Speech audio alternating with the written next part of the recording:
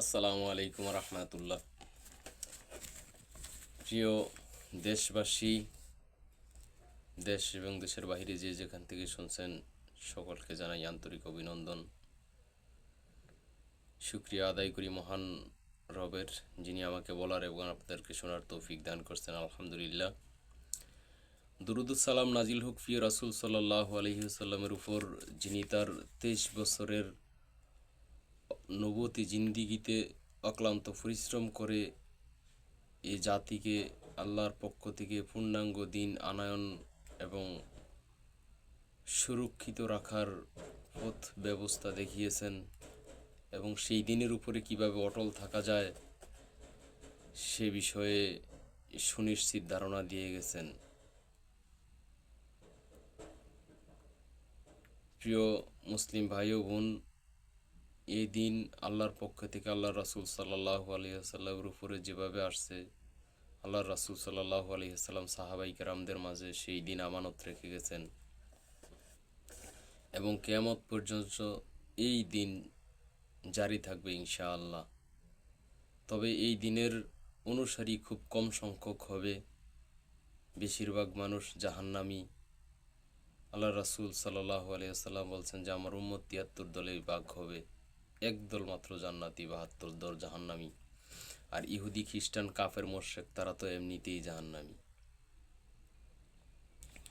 মনে রাখা ভালো হবে, আল্লাহ রাসূল সাল্লাল্লাহু আলাইহি ওয়াসাল্লাম বলছেন আমার ১,০০০ উম্মত রওনা দেবে ফুলসিরাত পার হওয়ার জন্য, মাত্র একজন পার হতে পারবে, ১,০০০-এর মধ্যে একজন পার হতে পারবে ফুলসিরাত, আর বাকি ৯৯৯ জন কেটে জাহান্নামে পড়ে যাবে।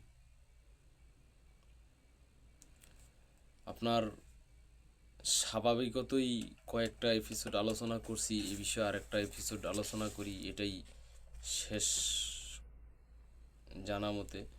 আবারও যদি কোনো তথ্য নতুন করে মাথায় আসে, আল্লাহ পাক রব্বুল আলামিন হায়াতে বরকত দান করেন, সেদিন আবার কিছু কথা বলবো ইনশাআল্লাহ। তো স্বাভাবিকত তাবলিগ জামাতের চূড়ান্ত সাথী কারা হয়? কিছু সাথী আছে, কিছুদিন থাকে, কিছুদিন পর চলে যায়, দুই এক চিল্লা লাগায়, পরে আর খোঁজখবর থাকে না। ২-৪টা সফরের সাথী হয় ৭ দিন ৩ দিনের, এরপরে আর খোঁজখবর থাকে না। কিন্তু স্থায়ীভাবে এটার সদস্য কারা হয়, স্থায়ীভাবে তাবলিগের সাথী কারা হয়? একটা সময় ব্যাপক সুদের সাথে সম্পর্ক ছিল, যৌবনকাল যখন ছিল, ইয়াং ছিল যখন,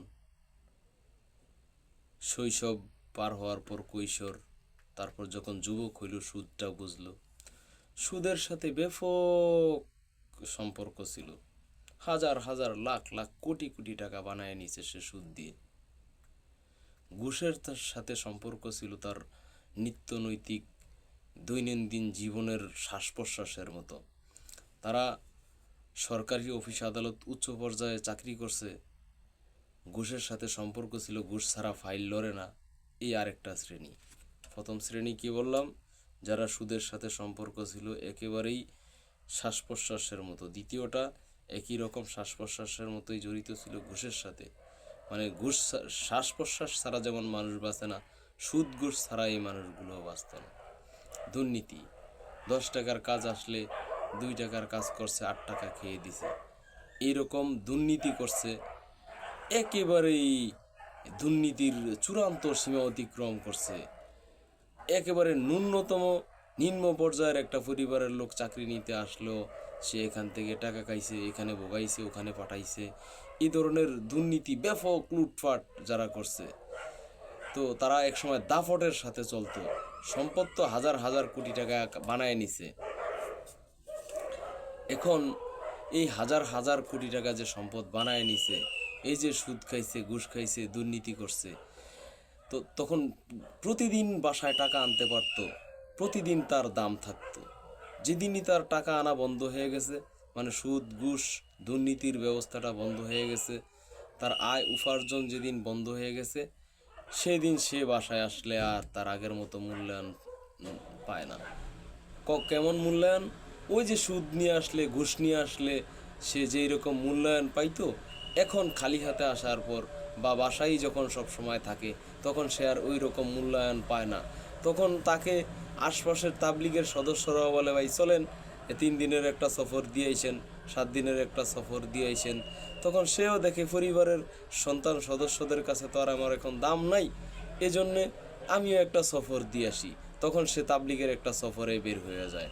তো বের হয়, একবার দুইবার তিনবার যাইতে থাকে। তো যাই এইভাবে সে দেখে যে না, বাসা থেকে ওখানেই আমার ভালো, বাসায় সন্তানরা দেখতে পারে না, স্ত্রী পরিবার দেখতে পারে না। এক সময় যখন ঘুষের টাকা, সুদের টাকা, দুর্নীতির টাকা আনতাম তখন আমার আদর কদর ছিল। এখন যেহেতু আমি দুর্নীতি করতে পারি না, সুদও খাইতে পারি না, ঘুষও খাইতে পারি না, এখন আমি অসল মাল, এদের কাছেও আমার কোনো দাম নাই। এই জন্যে সে তখন ওই বাধ্য হইয়াই এক প্রকার নিজেকে বাঁচানোর জন্য সে এই তাবলিগ নামক বেদাতি যে সংগঠনটা আছে এটার সাথে যোগ দেয়। তো এরপর এটার সাথে যোগ দেয়, নিয়মিত লাইগা থাকে, আসা যাওয়া করে, তখন সে একেবারে পাক্কা পরহেজগার বুজুর্গ হয়ে যায়। আসলে তার এখানে লাইগা থাকার মূল উদ্দেশ্য ছিল না। সে যখন দেখছে যে পরিবারের কাছে তার আর কোনো দাম নাই, ভেল নাই, তখন সে এটাকে নিজের একটা অবলম্বন হিসেবে, স্বস্তির সহজ একটা সময় কাটানোর রাস্তা হিসাবে সেই তাবলিগটাকে বাইছা নিছে। আসলে মন থেকে এই তাবলিগ গ্রহণীয় হবে না, আর ভুলভ্রান্তির পথ তো আছেই। সে যদি নিজেকে এতই সাধু ভাবতে চায়, তাহলে চাকরি নেওয়ার আগে সে যেই রকম টিনের ঘরে ছিল, ভাঙা সনের ঘরে ছিল, সেই অবস্থায় তাকে ফিরে যেতে হবে। সুদের টাকা, ঘুষের টাকা, যত দুর্নীতি করছে এই সব টাকা ফেরত দিয়ে তাকে আবার নিঃস্ব হয়ে এই তাবলিগে যাওয়া লাগবে, যদি সে নিজেকে সত্যি দিনদার ধার্মিক প্রমাণ করতে চায়। নতুবা এই সুদ ঘুষের টাকা, 1000 টাকার মালিক ছিল, কোটি টাকার মালিক হয়েছে সুদ ঘুষ আর দুর্নীতির মাধ্যমে, এই টাকা খাবে আর জনগণ যেন তার একটু ভালো বলে। সারা জনম তো দুর্নীতি করছে, সারা জনম তো সুদ খাইছে, ঘুষ খাইছে, মানুষের হক মারছে, শেষ বয়সে যেন মানুষ তাকে একটু ভালো বলে। এই জন্য সে এই তাবলিগের সাথে থাকে, যে মানুষ তো অন্তত তাকে আমি ভালো বলবে। যদি সে আল্লাহর সন্তুষ্টির জন্য যাইতো, আল্লাহর সন্তুষ্টির জন্য এখানে আসতো, তাহলে সে সমস্ত অবৈধ উপার্জনের সম্পদগুলা হয়তো লিল্লাহ কাউকে দান করে দিবে, ইতিম অসহায় দুরস্থদের মাঝে দান করে দিবে, নতুবা ওই যাদের হক মারছে প্রত্যেকের কাছে ফেরত দেওয়া লাগবে। তবে লিল্লাহ দেখ আর যাই হেক দিক, পরকালে প্রত্যেকের হকের হিসাব তার কাছে দিয়েই সামনে আগানো লাগবে, এছাড়া কোনো গতি নেই। সুতরাং তাবলিগের নিয়মিত সাথী কারা হয়? সুদখোর, ঘুষখোর, দুর্নীতিবাজ, এরাই তাবলিগের সাথী হয় ইনশাআল্লাহ।